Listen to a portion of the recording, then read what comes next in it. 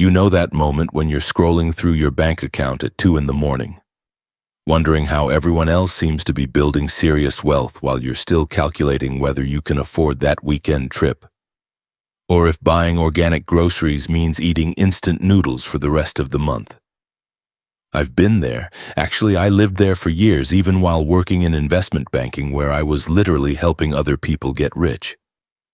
The irony wasn't lost on me, trust me. My name is Alex, and about 15 years ago I was that guy staring at spreadsheets all day, making other people millions while my own net worth looked like a phone number from the 1980s. But here's what changed everything for me and what I'm going to share with you today. There are specific money moves that middle-class families can make that don't require a trust fund, a lottery ticket, or some secret investment strategy that only billionaires know about. These are practical, actionable steps that I've not only used myself to retire in my mid-30s, but that I've taught to hundreds of people who are now building real wealth. If you've ever wondered how ordinary people with ordinary incomes manage to accumulate extraordinary wealth, make sure to hit that subscribe button, because I'm going to break down the exact roadmap that transforms middle-class earners into millionaires.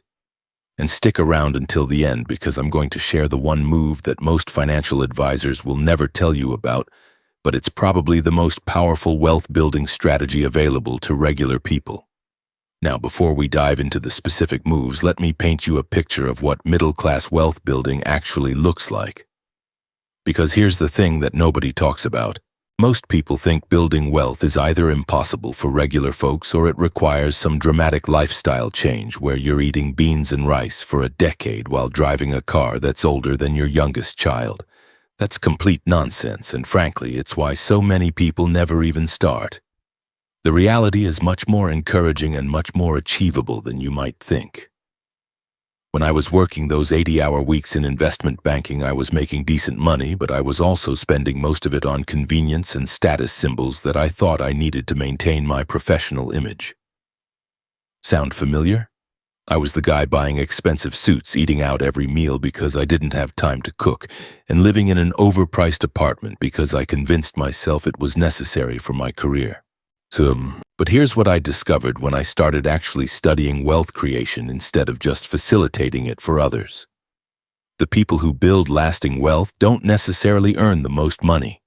They make different decisions with the money they do earn, and these decisions compound over time in ways that most people never see coming because the results aren't visible in the short term. Think about it this way.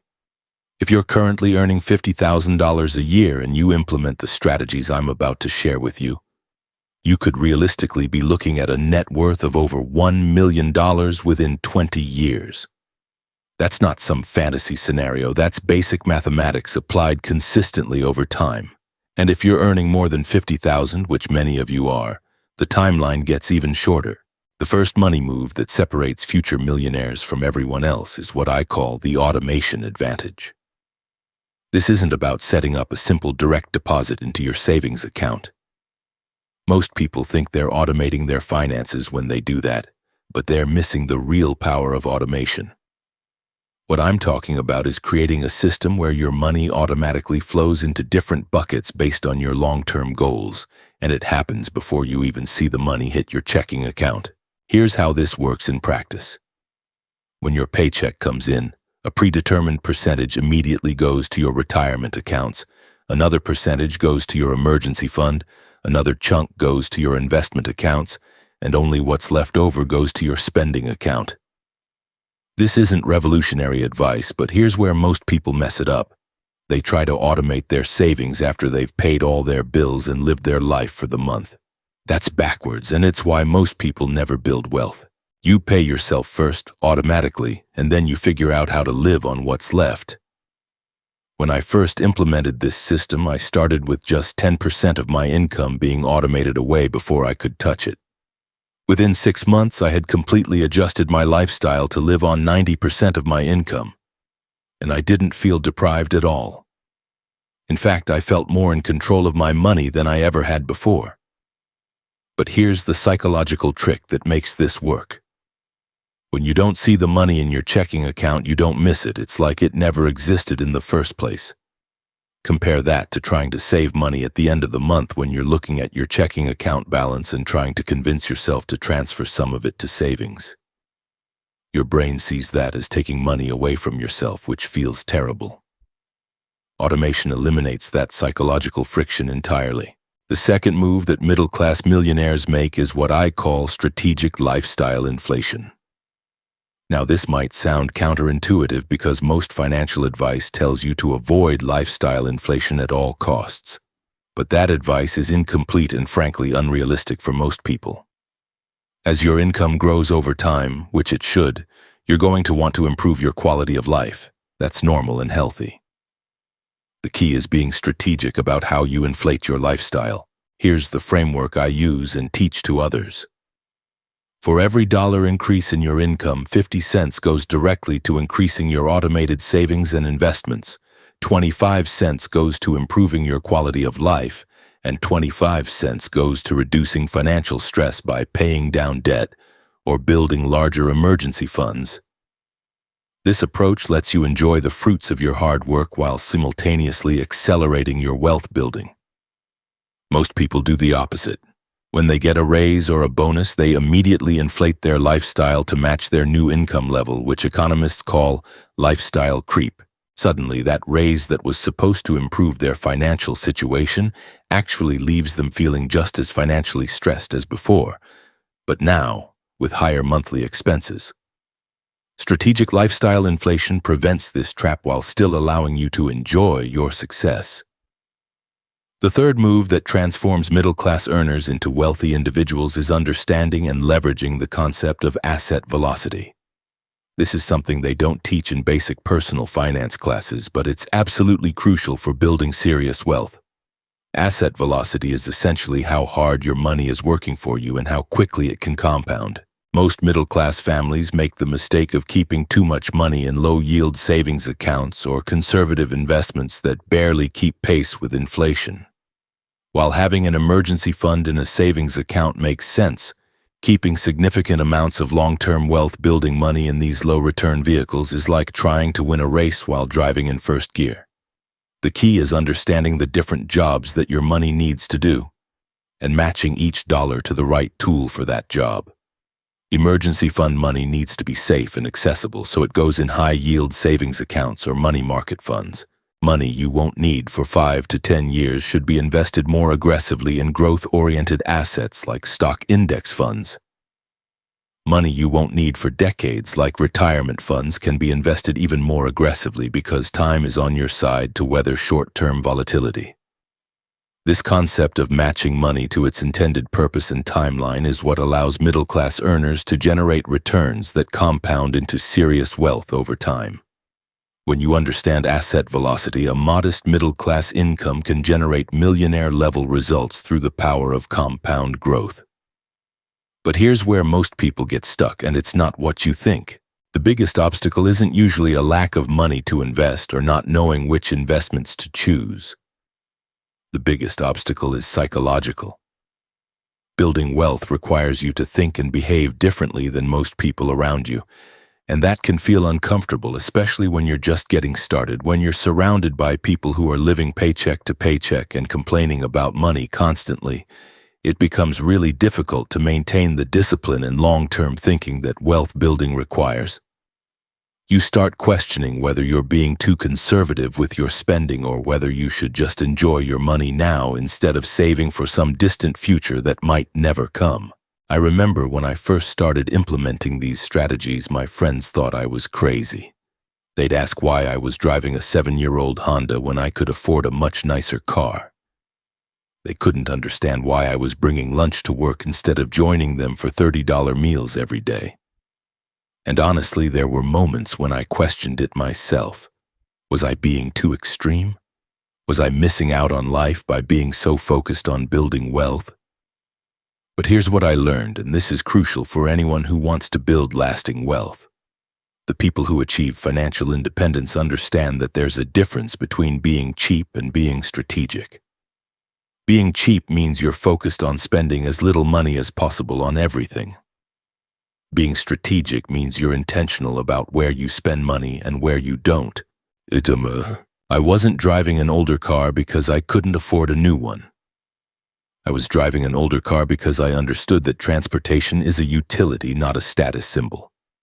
Every dollar I didn't spend on car payments and higher insurance was a dollar that could be invested in compounding for my future. Meanwhile, I was happy to spend money on things that truly improved my quality of life or helped me earn more money, like investing in my education or maintaining my health. This brings us to the fourth money move that separates future millionaires from everyone else, and it's probably the most overlooked strategy in personal finance. It's what I call income diversification. Most middle-class families rely entirely on their job for income, which puts them in an incredibly vulnerable position. If something happens to that job, their entire financial world collapses. But wealthy people think about income differently. They create multiple streams of income so that no single source of money can completely derail their financial progress. Now, I'm not talking about getting a second job at the grocery store or driving for rideshare companies in your spare time. Those strategies might help you earn some extra cash, but they're trading time for money, which has obvious limitations. What I'm talking about is creating passive income streams that generate money while you sleep. This could be dividend-paying stocks, rental real estate, creating digital products that sell automatically, or building businesses that can operate without your constant involvement. The goal is to gradually reduce your dependence on your job income while building income sources that compound and grow over time. When I was still working in investment banking, I started building my first passive income stream by investing in dividend-focused index funds. These weren't exciting investments, and the initial returns were pretty modest, but they were generating income that I didn't have to work for. As those dividends grew and I reinvested them, they started generating their own dividends, creating a snowball effect that accelerated over time. Later, I expanded into real estate investing, not by buying rental properties, which would have required active management, but by investing in real estate investment trusts that gave me exposure to real estate returns without the headaches of being a landlord. I also started creating educational content about finance and investing, which eventually became another income stream that could generate revenue even when I wasn't actively working. The beautiful thing about income diversification is that it provides both financial security and psychological peace of mind. When you know that multiple income sources are supporting your lifestyle, losing your job becomes an inconvenience rather than a catastrophe. This confidence affects every aspect of your financial life, from your willingness to negotiate salary increases to your ability to take calculated risks that could accelerate your wealth building. The fifth move that transforms middle-class earners into millionaires is understanding the true power of tax optimization. I'm not talking about complicated tax avoidance schemes or anything that pushes ethical boundaries. I'm talking about legally using the tax system to your advantage in ways that can literally save you hundreds of thousands of dollars over your wealth-building journey. Most people think about taxes only during tax season when they're scrambling to file their returns. But wealthy people think about tax implications year-round and structure their finances to minimize their tax burden legally and ethically. This isn't about being greedy or avoiding paying your fair share. It's about keeping more of your hard-earned money so you can build wealth faster and achieve financial independence sooner. The most powerful tax optimization strategy available to middle-class earners is maximizing contributions to tax-advantaged retirement accounts.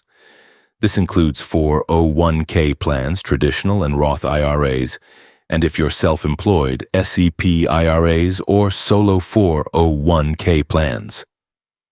These accounts don't just help you save for retirement. They're incredibly powerful wealth-building tools that can save you thousands of dollars in taxes every year. Here's why this matters more than most people realize. When you contribute money to a traditional 401k or IRA, you're reducing your taxable income for that year, which means you pay less in taxes. But more importantly, that money grows tax-deferred, meaning you don't pay taxes on the growth until you withdraw the money in retirement. If you're in a lower tax bracket in retirement, which many people are, you've essentially arbitraged the tax system in your favor. Roth accounts work differently but are equally powerful. You pay taxes on the money you contribute today, but then that money grows completely tax-free for the rest of your life. When you withdraw money from a Roth account in retirement, you pay zero taxes on the growth no matter how much it's appreciated. For young middle-class earners who expect to be in higher tax brackets later in life, this can be incredibly valuable. But here's where most people miss out on massive tax savings. They contribute just enough to their 401k to get their employer match if they contribute at all, and they never maximize their contributions to these accounts. They're leaving enormous amounts of money on the table in the form of tax savings that could be accelerated their wealth building significantly. Consider this scenario. If you're in a 22% tax bracket and you contribute $10,000 to a traditional 401k, you've immediately saved $2,200 in taxes. That's like getting a guaranteed 22% return on your money before your investments even have a chance to grow. Show me any investment that guarantees a 22% return with no risk, and I'll show you something that doesn't exist outside of tax-advantaged accounts. Beyond retirement accounts, there are other tax optimization strategies that middle-class earners often overlook. Tax loss harvesting and taxable investment accounts can help offset gains and reduce your tax burden. Health savings accounts, if you have access to them, are incredibly powerful triple tax-advantaged accounts that can serve as stealth retirement accounts. Charitable giving strategies can provide tax deductions while supporting causes you care about. The key is understanding that tax optimization isn't a once-a-year activity. It's an ongoing part of your wealth-building strategy that requires attention throughout the year. When you start thinking about taxes strategically instead of reactively, you can literally save yourself decades on your path to financial independence. The sixth money move that separates middle-class millionaires from everyone else is what I call strategic debt management, and this is where most people get it completely backwards. The conventional wisdom says all debt is bad and you should pay it off as quickly as possible. But that advice ignores the mathematical reality of how wealthy people actually use debt to accelerate their wealth building. Now, before you think I'm about to tell you to go out and rack up a bunch of credit card debt, let me be clear. There's good debt and there's bad debt, and understanding the difference is crucial for building lasting wealth. Bad debt is debt that costs you money without providing any potential return. Credit card debt at 18% interest to buy clothes or gadgets falls into this category. This type of debt should be eliminated as quickly as possible because it's actively destroying your wealth. But good debt is different. Good debt is debt that either helps you acquire appreciating assets or provides tax advantages that improve your overall financial position.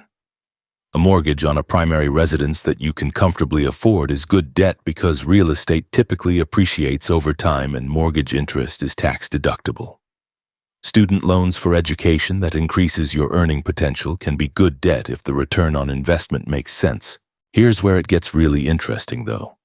When mortgage rates are low, as they have been for much of the past decade, it often makes more mathematical sense to pay the minimum on your mortgage and invest the difference rather than paying extra toward your mortgage principal. If your mortgage rate is 3%, and you can earn 7% in the stock market over the long term, you're essentially arbitraging that 4% difference. I know this makes some people uncomfortable because there's an emotional satisfaction that comes with owning your home outright, but emotions don't build wealth. Mathematics builds wealth. When I refinanced my mortgage a few years ago to a rate below 3%, I took the money I had been putting toward extra principal payments and redirected it into my investment accounts. The psychological shift from trying to pay off debt to leveraging low-cost debt to build wealth was profound. This brings us to the seventh move that transforms middle-class earners into millionaires. And it's something that most financial advisors will never tell you because it doesn't make them any money. It's called geographic arbitrage, and it's become increasingly powerful in our digital economy where location independence is more achievable than ever before. Geographic arbitrage simply means earning money in a high-cost area while living in a lower-cost area, or finding ways to reduce your cost of living without reducing your quality of life. This could mean working remotely from a lower-cost city while maintaining your big city salary. It could mean house hacking by buying a duplex and living in one unit while renting out the other. It could mean relocating to a state with no income tax once you've built up substantial investment income. The math on geographic arbitrage is incredibly powerful because it attacks the problem from both sides. You're potentially increasing your income while simultaneously decreasing your expenses, and the difference goes directly toward wealth building. I have a client who was living in San Francisco making $120,000 a year but spending nearly all of it just to survive in that expensive market. When remote work became more accepted, she moved to Austin, kept her San Francisco salary, and suddenly had an extra $40,000 a year to invest. Within 3 years, she had built up a 6-figure investment portfolio that would have taken her decades to accumulate while living in San Francisco. That's the power of geographic arbitrage when applied strategically. You're not sacrificing your career or your quality of life. You're optimizing your financial geography to accelerate your wealth building. But here's what makes geographic arbitrage even more powerful in today's economy. Many high-paying jobs can now be done remotely, but the companies are still paying based on their local market rates. If you can secure a remote position with a company based in New York or San Francisco while living in Nashville or Charlotte, you're essentially getting paid coastal rates while enjoying inland costs of living. The 8th money move that creates middle-class millionaires is what I call investment acceleration. And this is where most people plateau in their wealth-building journey. They start investing, they see some growth, and then they get comfortable with modest returns. But wealthy people understand that as their investment knowledge and capital base grows, they can access investment opportunities that aren't available to beginners. This doesn't mean you need to become a day trader or start picking individual stocks. In fact, those strategies often reduce returns rather than increase them. What I'm talking about is gradually expanding your investment sophistication as your wealth grows. You might start with simple index funds, which are excellent foundational investments. But as you accumulate more capital and knowledge, you might add real estate investment trusts, international diversification, small cap value funds, or other asset classes that can improve your risk-adjusted returns. The key is understanding that investing is a skill that improves with time and practice. The investment strategy that's appropriate when you have $10,000 invested is different from the strategy that makes sense when you have $100,000 invested. As your wealth grows, you gain access to investments with lower fees, better terms, and potentially higher returns. I remember when I first started investing, I was putting everything into basic index funds because that's all I understood. Those were great investments that served me well. But as I learned more about portfolio construction and gained access to institutional quality investments through my banking connections, I was able to improve my returns while actually reducing my risk through better diversification. This investment acceleration effect compounds over time in ways that most people never see coming. Better returns on larger amounts of capital create exponential wealth growth rather than linear growth. This is why the wealthy seem to get wealthier faster as time goes on. It's not just that they have more money to invest, it's that they have access to better investment opportunities and the knowledge to use them effectively. The 9th move that separates future millionaires from everyone else is what I call lifestyle design. And this might be the most important concept in this entire video.